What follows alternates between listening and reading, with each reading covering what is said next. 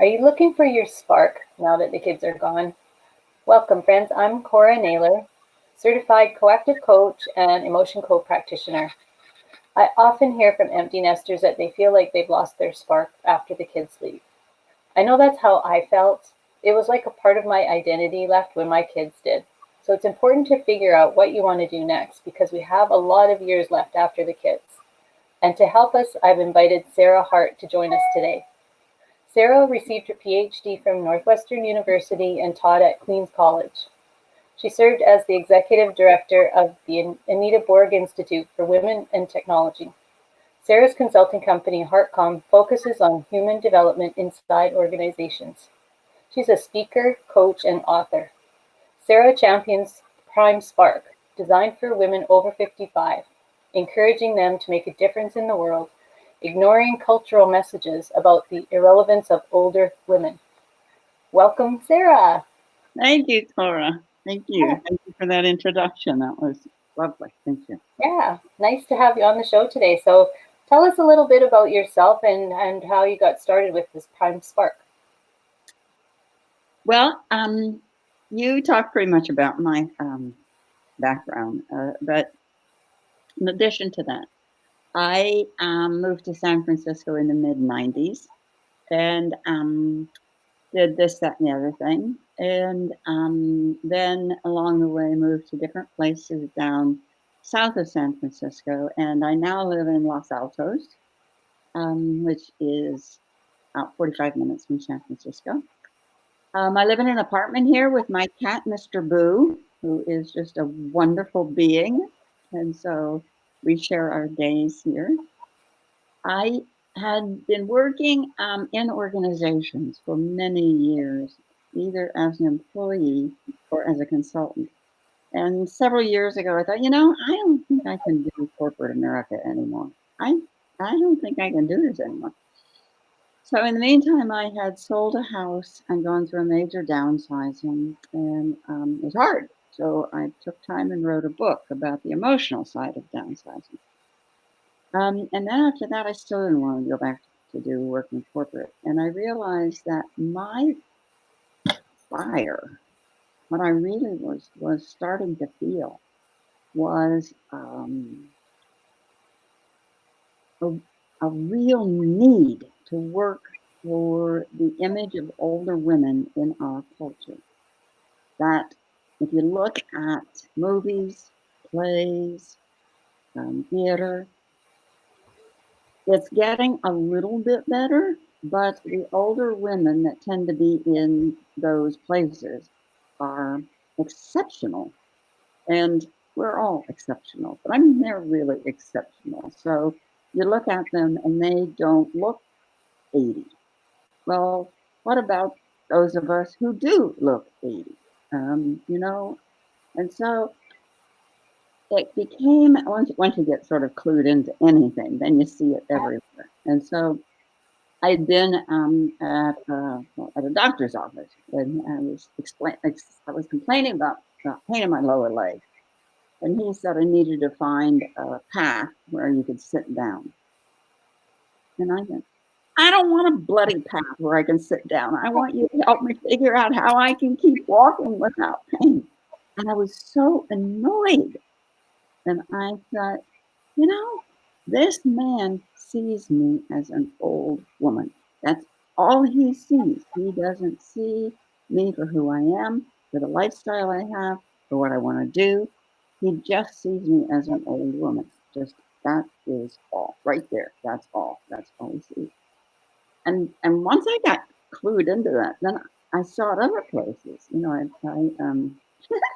went into a shoe store and I said to this cute guy who was probably 20 um, that I was looking for some dress shoes with very low heels, but that didn't look like old lady shoes. Yeah. And he looked at me, and I just knew what he was thinking was, "But you are an old lady, so what's the problem?" Yeah. Yeah, so it was just sort of one thing after another, and I decided, okay, this is not okay. We are a huge percentage of the population. Mhm. women over 55 are in the prime of their life. And that sounds silly to some people, but it's true. Since the turn of the 1900s, we have gained 30 adult years of lifetime. And Yeah. so we have a whole nother adult life. Yes. And so at 55, most women can assume that if they stay healthy, they've got a good 30 years to live. So, I mean, we're not anymore content to just sit down and wait to die. And so, Right. so anyway, as you can hear, I got all fired up about all this. And I decided I was working with a coach, and she was trying to help me find names for what I was doing. She kept doing things like golden years. I said, no, I don't want golden years. That's what I don't want. And finally, I realized it's in the prime of our lives. And what we need is that spark inside that will take us forward into the world in a way that is really meaningful for us and for the world. And so that's Prime Spark. And so what I'm doing is working with some women to help them find what is their Prime Sparks. Lots of women know, but they're not sure what to do with it. Right. Lots of women do know what to do with it. And so they can be incredible mentors to the rest of us. Yeah.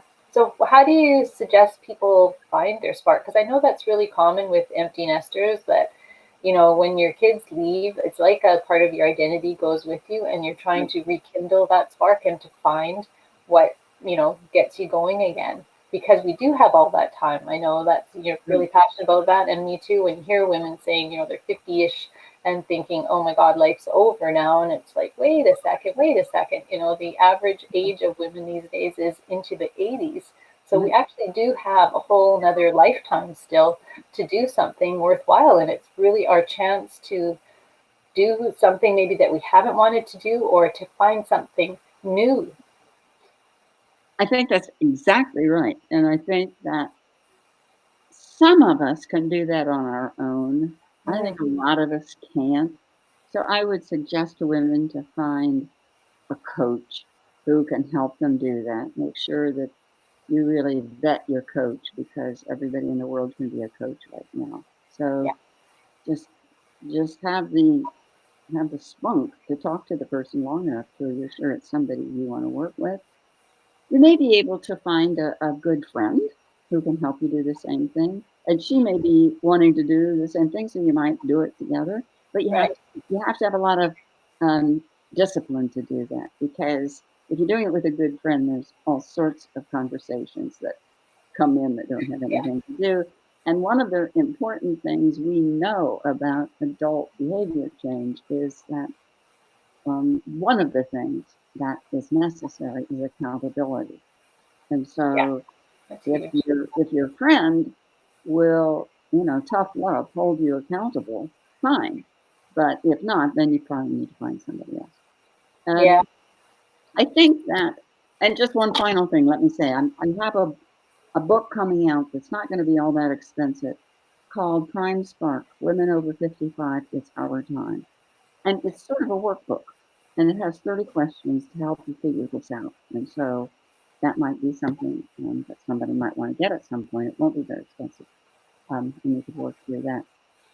I think what women can do, and each woman is different, but is to think back of when you were maybe not a child, but a teenager, an adolescent, or maybe just coming into adulthood. What were some dreams you had? I remember so well when I was a little girl. My family and I went to a showing of a film by some people who had been in Africa helping different tribes there, and I was really affected by the hungry children, and I never forgot. And I haven't done anything about that yet, but that still is something that for me would be a spark because hungry children just really spark me. And there's no reason in our world that anybody needs to be hungry. We have way enough money and food to feed everybody. So Yeah, anyway, I won't get off on that, but that's okay. So what do you think is really important about this now as opposed to any other time? part of it is the state of our world. I think there's never been a time in my lifetime when the world has more needed older women's experience and sensitivity and wisdom and skills. And I would I would almost say, though this is harsh, we don't have a right in the West not to do something because we are so fortunate. That's not everybody in the West, of course, but a Right. lot of us. I mean, we have the technology, we have the education, we have the resources, and we need to figure out what is something that is going on in the world right now that really gets my goat. And it's something that just really tweaks me. And explore that because Right. that might be your spark. I mean, when any of us read the paper, if we can find anything other than the virus right now, there's always going to be stories Yeah. that really set us off. So that's pay attention to that. Really pay attention to that because that is something that you very well might want to explore deeply about how could I get involved in this issue and add and help. So Yeah. that's one suggestion. Yeah, yeah, and I love that one because I actually do that with clients as well. Just start a page in a book and write down things that that gives you joy even, or things that you're passionate about, because maybe Mhm. you don't love your job, but there might be pieces of it that you love. So if you can kind Right, of start writing down the things that you like doing and that you love doing, whether it's at work or at home, and it might actually morph into something when you see it all written out. right. So I love that idea. Yeah. And what's your kind of long-term vision for the Prime Spark? Well, my mission is to change the way our culture sees and treats older women. That is a very big mission. And what that means is we need to get started because I read this great thing yesterday or the day before, and I can't tell you right now who said it. And I wish I could, but I can't. It was Havel, who was head of Czechoslovakia for a while. Okay. Yeah, and he said, "This is a terrible paraphrase. I don't know how this will turn out, but just trying is worth it." And I thought, yes, yes, that is exactly how I feel about Prime Spark. Will we, in my lifetime, change the way our culture sees and treats older women? I want to think so, but it's still worth starting. Yeah. And that's it's like anything, right? As long as you're taking action towards something, it will evolve. Right, And that's what you need to get that part rolling. right. That's awesome. So just as we're kind of wrapping up here, do you have something, as everyone can notice, there's websites running along the bottom of our feed here. So I've got my website and I've got Sarah's website. So you can jot those down if you want to get in touch with us about anything. And do you have something there you can offer people, Sarah? Well, if you go to my website, primesparkwomen.com, um, you can sign up for an email list.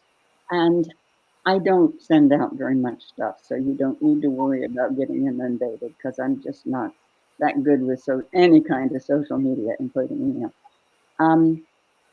And I will send you a questionnaire that has 7 questions to really start thinking about Prime Spark and how it appeals to you and where you might get started. So if Great. you'd like that, it's free.